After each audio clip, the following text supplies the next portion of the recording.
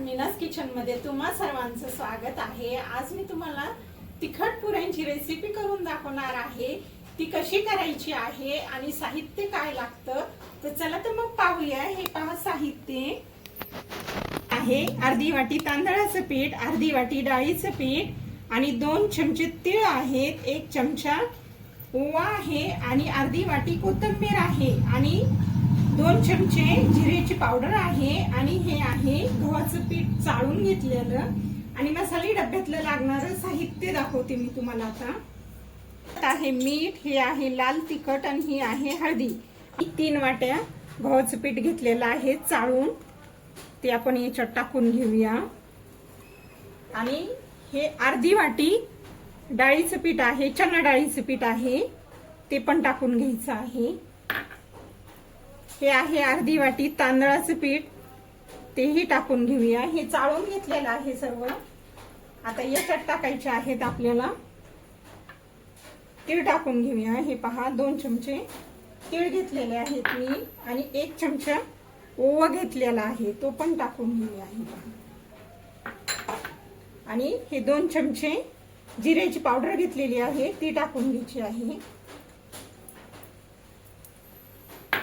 हे गरम केलेलं 2 पळे तेल आहे, गरम करून घेतलेलं आहे ते। आणि ही अर्धी ते पाऊण वाटी कोथिंबीर बारीक कट करून घेतलेली आहे, ती सुद्धा टाकून घ्यायची आहे आपल्याला याच्यावर। अर्धा चमचा हळदी टाकायची आहे,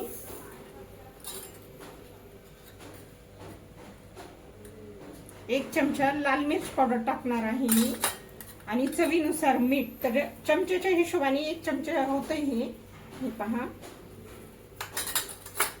अगोदर हे तेल टाकल्यामुळे मी काय करते, हे छान मिक्स करून घेते। हे पहा आपल्याला हे घट्टसर मळून घ्यायचं आहे, थोडं थोडं करून पाणी टाकणार आहे।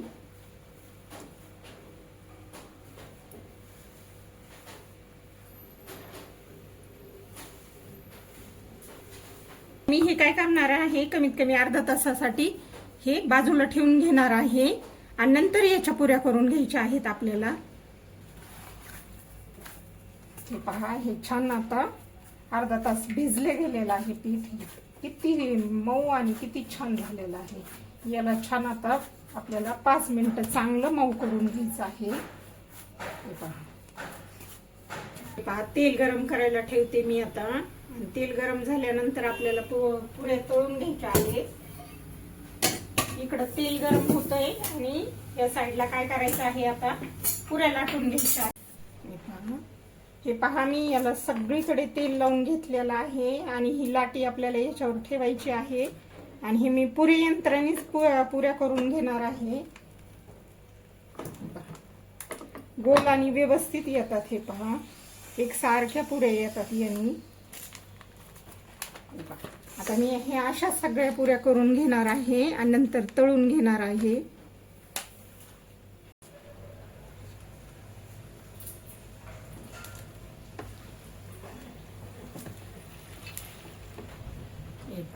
तेल आपलं चांगलं गरम झालेलं आहे। आता याच्यात मी काय करणार आहे, या पुऱ्या सोडून घेणार आहे आणि 2-2 करून तळून घेणार आहे।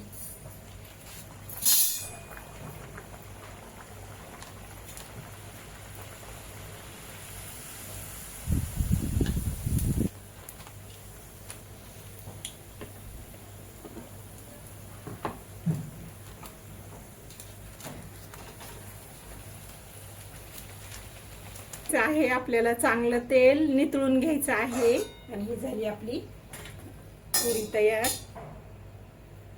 अगर तुम्ही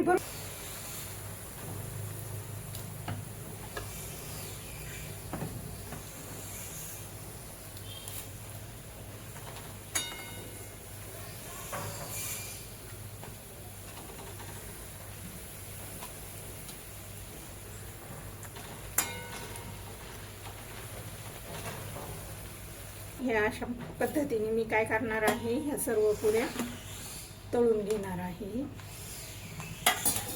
हे पहा आपल्या झालेल्या आहेत ह्या पुऱ्या तयार, अगदी कुरकुरीत आणि टम्म फुगलेल्या आहेत ह्या पुऱ्या।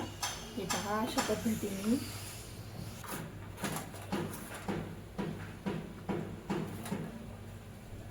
हे पहा, हे झालेले आहेत आपल्या तिखट पुऱ्या तयार. तुम्हाला हे तिखट पुऱ्यांची रेसिपी कशी वाटली ते सांगा. आवडली तर लाईक करा, शेअर करा आणि नवीन असाल तर सबस्क्राईब नक्की करा. चालेल.